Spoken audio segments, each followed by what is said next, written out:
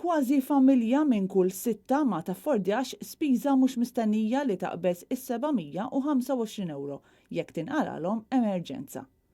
Familja minn kull 12 m'għandix biex issaħħan id-dar tagħha fix-xitwa u 5 persuni minn kull 100 m'għandhomx biex jixtru it-tieni par żarbun jew ħwejjeġ ġodda jekk li għandhom jispiċċaw.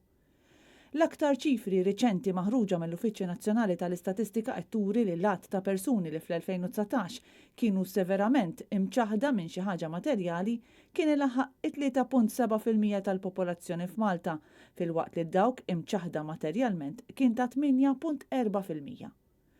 Jumejn wara li l-Ministru tal-Finanzi Edward Scicluna waqt konferenza dwar il-COVID-19 ħareġ jgħid li issa kulħadd irid jiftakar fis-surplus li għandu l-pajjiż, iċ-ċifri l-ġodda qed jikkonfermaw li fl-aħħar sena pajjiżna ra żieda fin-numru ta' persuni li jinsabu f'faqar materjali sever, kif issa għandna madwar 18,000 persuna li sabu rwieħhom f'dan il-livell ta' faqar, altru milli gawdew mis-surplus.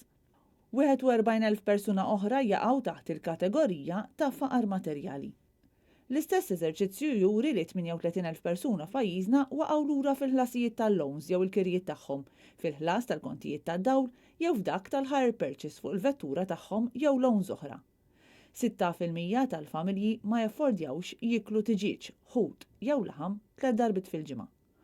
U persuna minn kull 3 ma taffordjax vaganza ta' ġimgħa l bogħod mid-dar tagħha għal darba fis-sena. Intant issa żdiedu għal kważi 11,000 in-numru ta' adulti li ma jaffordjawx karozza.